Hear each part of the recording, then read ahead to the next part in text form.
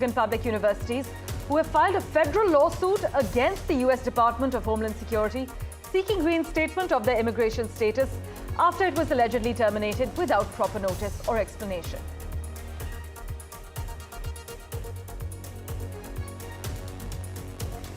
U.S. Vice President Vance and the second family will travel to India and Italy from the 18th of this month until the 24th of April. The Vice President will discuss shared economic and geopolitical priorities with leaders in both the countries, and Vance will meet Prime Minister Modi on the 21st of April. Iran is dangerously close to developing an atomic weapon, the head of the International Atomic Energy Agency has warned.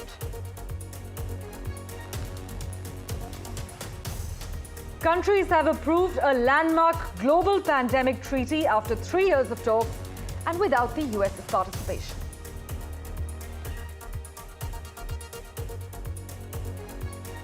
The UK Supreme Court has ruled that woman refers to biological sex in the Equality Act 2010, excluding transgender women from legal protections in single-sex spaces.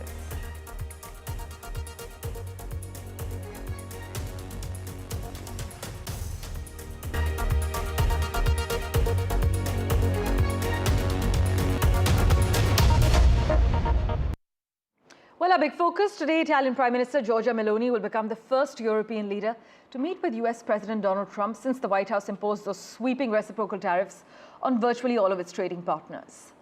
Her Oval Office meeting will represent a litmus test for the future of US-European relations as Brussels gambles on Meloni's friendly relationship with Donald Trump to secure a trade deal. But for further clarity on how this may pan out, we have with us at the moment Daniel Block. Daniel, always a pleasure to have you on our show. Has there been any indication from Trump's camp about his openness to Meloni's arguments on tariffs ahead of this meeting, and any shift in tone from previous EU meetings? So far, we haven't heard anything different from Trump, really, than what Trump has been saying before, which is that he feels like the United States is being treated unfairly, that it's being treated unfairly by all countries, including those in Europe. Now, as you rightfully noted, Meloni is thought of as the European leader closest to Trump. They're both right-wing populists in many ways. They like to talk about railing against the global elite. They like to talk about cracking down on migration, and they've praised one another. So in some ways, what this is going to be is really a test of the extent to which personal diplomacy can affect Trump's trade calculations. And it didn't at all, as we saw the first time when tariffs were rolled out. Right. There was no relationship, it seemed, between how much Trump liked a particular leader and the tariff rates that that country received. But now that the reciprocal tariffs have been walked back, that it's just a flat 10% tariff across most countries, and countries have been invited to bargain and barter with Trump for more favorable deals, we're going to see whether that personal connection and that personal touch can pay off.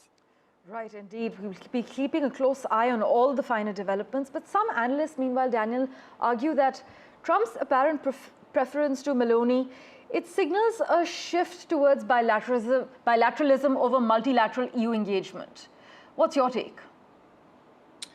I think that it's true that Trump is always somebody who has preferred engaging with other states one-on-one. And I see that as an extension of his enjoyment of personal diplomacy, the fact that he likes meeting with another leader one-on-one and hashing things out in that way.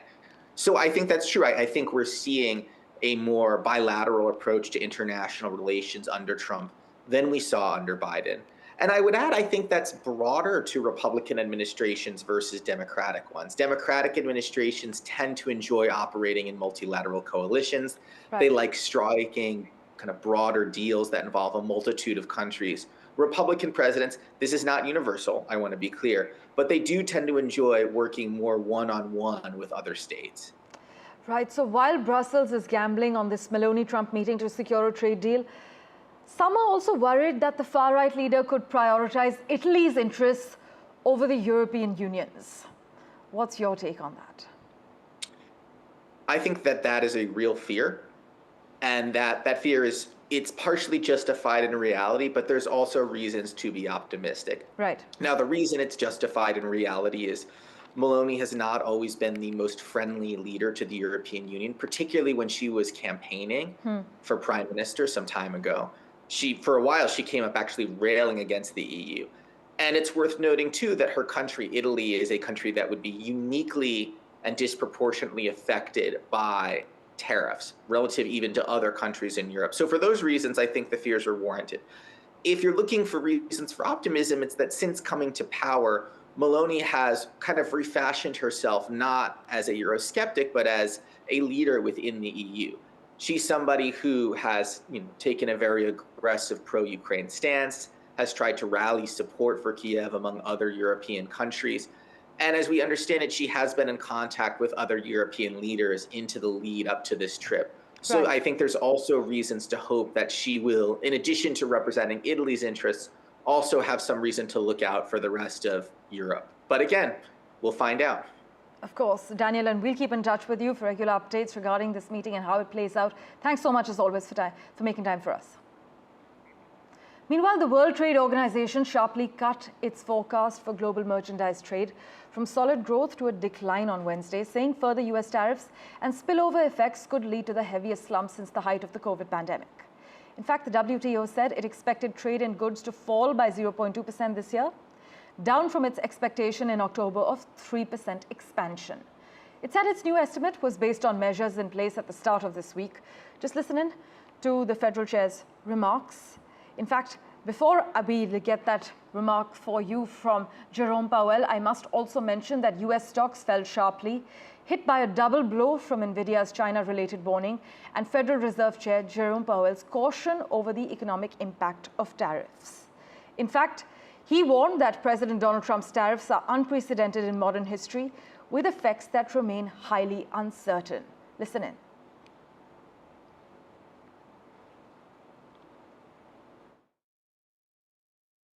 The level of tariff increases announced so far is significantly larger than anticipated, and the same is likely to be true of the economic effects, which will include higher inflation and slower growth. Both survey and market-based measures of near-term inflation expectations have moved up significantly, with survey participants pointing to tariffs. Survey measures of longer-term inflation expectations, for the most part, appear to remain well anchored as well. This, as you are well aware, now China also faces tariffs of up to 245% on its exports to the US. But gold prices raced to an all-time high on Wednesday, driven by a weaker dollar, trade war tensions, and concerns over global economic growth due to US President Donald Trump's tariff plans, which led to safe haven inflows.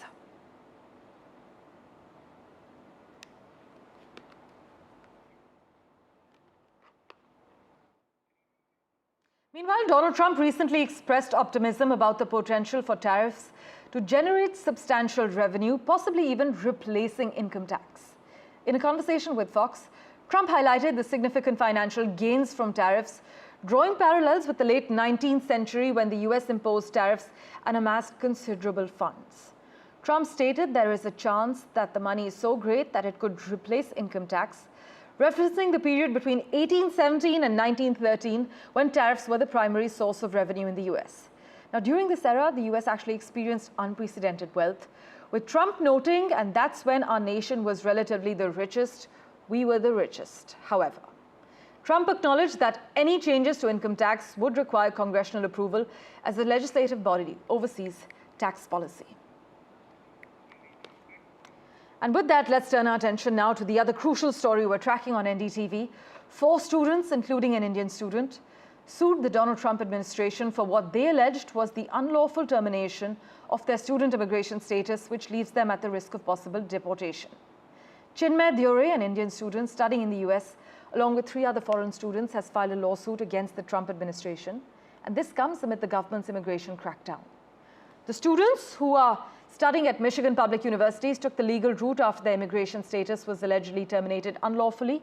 And this development comes amid Trump renewing his attack on Harvard, which is the oldest and richest university in the US, whose federal funding and tax-exempt status he has threatened to remove over its refusal to submit to wide-ranging government oversight.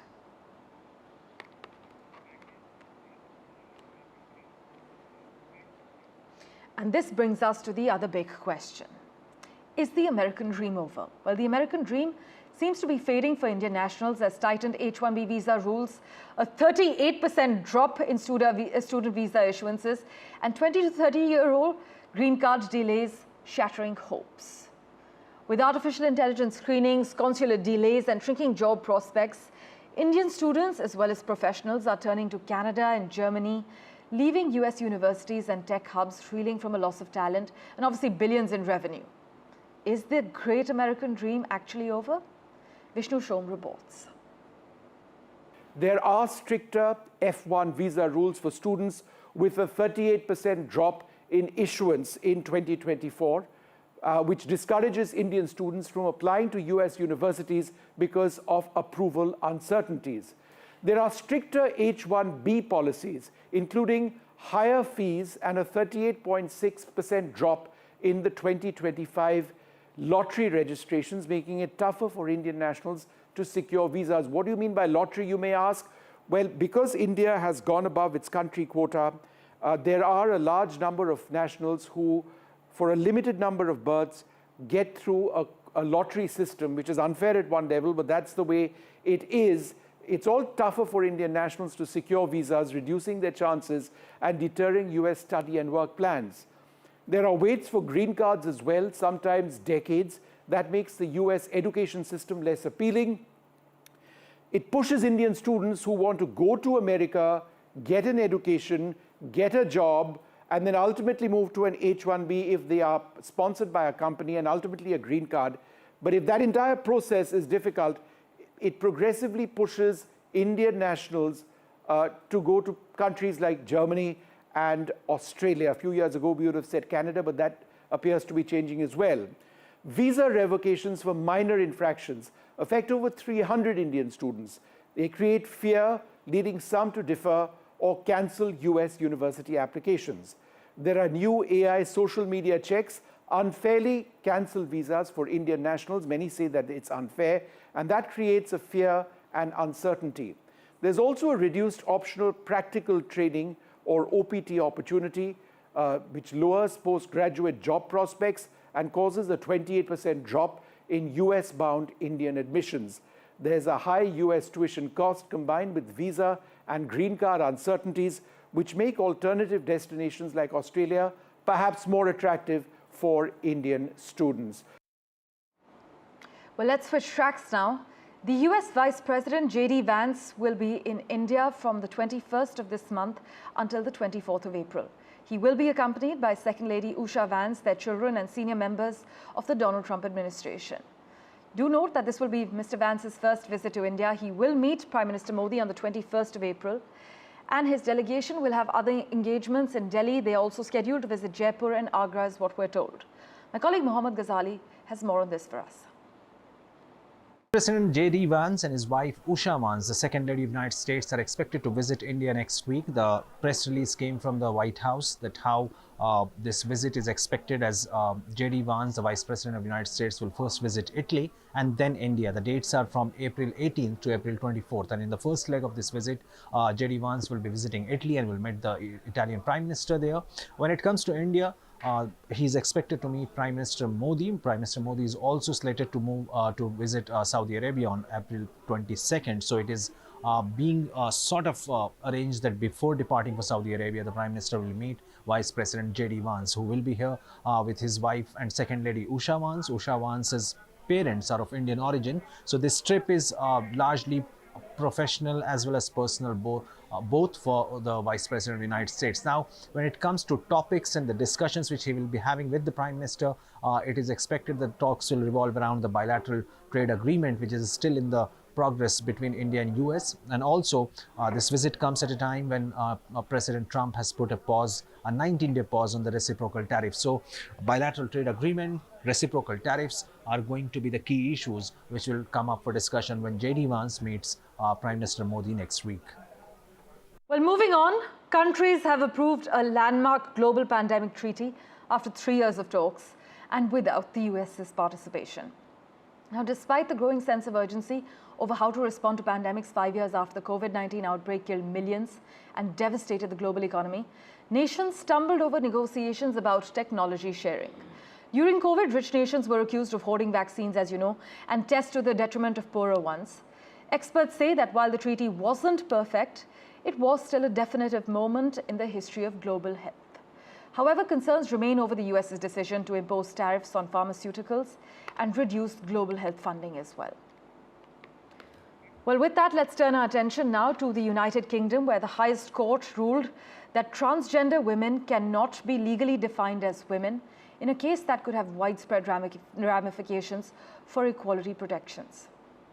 All UK organisations will now have legal backing to restrict single-sex areas like bathrooms and changing rooms. A trans woman and former UK judge warned the ruling could be a kicking-off point for more overt restrictions on trans rights, while columnist for the Conservative Spectator has actually hailed the decision as a victory for women. The judgment was the culmination of a contentious culture that was the debate that has divided the UK as well as the US, where Donald Trump has signed a slate of executive orders targeting trans people. Rights activists are obviously up in arms against this. Well, let's switch tracks now. Tesla, the US-based electric vehicle manufacturer, has been in the headlines for quite some time regarding its entry into the Indian market. Following this, the 2025 Model Y facelift has been spotted on Indian roads. Now, specifically, the vehicle was spotted on the Mumbai-Pune Expressway, covered in camouflage. We are, of course, trying to source those visuals for you, but the update is crucial as the brand's first dealership was to be opened in Mumbai, which will sell fully imported cars in the Indian market. Chances are the Elon Musk-led brand will first launch the Model Y in the Indian market, which you can see on your screens at the moment. This seems to be the right move, many say, as the country has seen an increasing demand for SUVs in the recent past. Furthermore, the electric car has been recently updated, making it an ideal choice to step into a new territory, is what some car enthusiasts argue. Well, speaking of Elon Musk, Commerce Minister Piyush Goyal met a delegation from Elon Musk-owned satellite internet services company Starlink, and the Starlink delegation comprised of Vice President Chad Gibbs and Senior Director Ryan Goodnight. Vasudha Venugopal joins you with the lowdown on what exactly was discussed. Well, India's Commerce Minister Piyush Goyal has had an important meeting on Wednesday with high-level executives of Starlink. Remember, Starlink is an important satellite and internet services company owned by Elon Musk, a confidant of Donald Trump, the US president, and also the owner of SpaceX. Now, the entry of Starlink in Indian markets will benefit India on two counts. One, of course, it increases the economic feasibility of the country as an attractive investment destination. It improves the credibility of India as an investment destination. And more importantly, it will also help internet reach those remote places of the country that have so far remained completely untouched by existing telecom services. This also improves internet connectivity in India. And remember, in the last few days, telecom service providers such as Airtel and Jio have also announced partnerships with Starlink, which means this company that has been trying to get into Indian markets, facing some kind of regulatory challenges, could finally be making that entry. Piyush Goyal talking about existing partnerships and also prospective investment potential with Starlink makes it clear that the entry of Starlink in Indian markets could be happening soon. When is that going to happen is something that remains to be seen, but clearly things seem to be moving in that direction. Well, with that, we're slipping into a very quick break. Back in a moment with much more. Do stay tuned.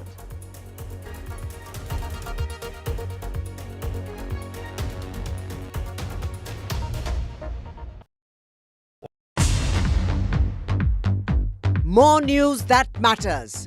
Big exclusive, Tulsi Gabbard. All the parties should accept their verdict with all humility. Why the opposition to it? Why taking big steps? More debates that shake the system.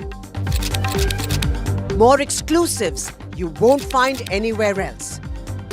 Not just another prime time. Hello and welcome to The Southern View. I'm Veera Raghav. This is the news break and I'm Vasudha Venugopal. This is The Last Word and I'm Maria Shakib. Left, right and center, and good evening and welcome. It's a prime time that's unmissable. In today's interconnected world, India's voice is more crucial than ever.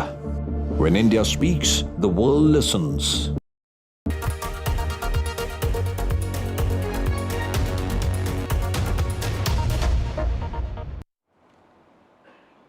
Well, Canadian Prime Minister Mark Carney faced off with his chief rival for the first time during Canada's election campaign on Wednesday in a French-language debate that could help determine who wins the 28th April vote and then deals with the US tariffs. For further clarity on the matter, joining us live from Vancouver at the moment, my colleague Maha Siddiqui. Maha, take us through the key takeaways from the debate as well as the reactions. Well, this debate in which Mark Carney was expected to perhaps end up with a gaffe or two, he went off smoothly in that, considering that his French is not perfect, as he himself admits. However, in this debate, he was attacked by Jagmeet Singh quite a bit, even the leader of Bloc Québécois, but it went off smoothly for him. So better than expected for Mark Carney there, despite not being excellent at French. This debate was held in Montreal, which is one of the biggest cities in Quebec, which is largely French-speaking. And the debate was also advanced by 2 hours because of a hockey game. Jagmeet Singh had taken that request to the Debates Commission, saying that people should be engaged with the debates and therefore it should not be clashing with a popular game. And therefore we saw all leaders agreeing to advancing this by 2 hours. So it was held at 6 p.m. Eastern time as opposed to 8 p.m. that it was supposed to be held earlier on. And in this debate, as I pointed out, Mark Carney was attacked quite vociferously by especially NDP leader Jagmeet Singh. Jagmeet Singh attacked Mark Carney over several issues with regards to how actually it was Mark Carney himself who was the economic advisor to Justin Trudeau, something that Pierre Poilievre also attacked him over, saying that he should be held just as responsible for failures on the economic front as Justin Trudeau. However, Mark Carney seems to have sidelined that issue by saying that this is a question now about who is going to lead the country ahead and be in the best position to take on US President Donald Trump and the threats that are coming in from the US as far as the economic coercion is concerned or the annexation threat is concerned. So his emphasis was largely on that. For others like Pierre Poilievre, the emphasis on attacking the other side, that is Mark Carney, was largely on the issue of housing, inflation, and other such aspects. He spoke about immigration as well. However, this election in Canada is turning out to be a two-horse race, as we're pointing out, between the Liberals and the Conservatives. We have seen the NDP and the Bloc Québécois both losing ground. Yes. And that is why we saw the leaders of those two parties being more combative. Pierre Poilievre, who's usually quite combative in Parliament, was seemingly much more calm in this debate today. Maha, as always, thank you so much for joining us with a detailed lowdown. In other news, the United States has issued new sanctions targeting Chinese importers of Iranian oil. This is ahead of their second tranche of talks. Meanwhile, Iran is dangerously close to developing an atomic weapon. This is what the International Atomic Energy Agency, has warned, hours before the UN watchdog's chief was expected to leave for Tehran. And NASA has released some stunning images of dying stars, offering the most in-depth view of the planetary nebula NGC 15142 to date. Just take a look at these images. They're taken from the James Webb Space Telescope. They show one of the two stars in the center shed its layers of gas and dust as it approaches the end of its life cycle. Switching tracks. In case you're not aware, India's 2025 budget focuses on boosting tourism with over 2,500 crore rupees allocated. The key initiatives actually include visa waivers for select foreign groups, funding for 50 major tourist sites, and a push for spiritual tourism, particularly Buddhism. But India's sustainable tourism is set to grow sixfold in the next decade, as per travel experts.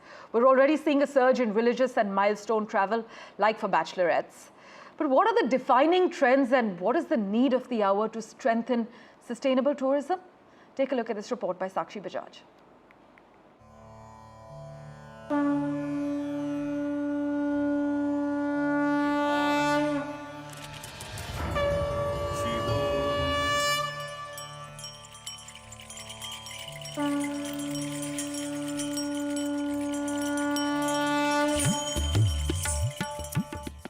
India's sustainable tourism market that focuses on preserving the environment, culture, and local communities is set to grow six-fold from $37 million to $216 million in the next decade, say travel experts.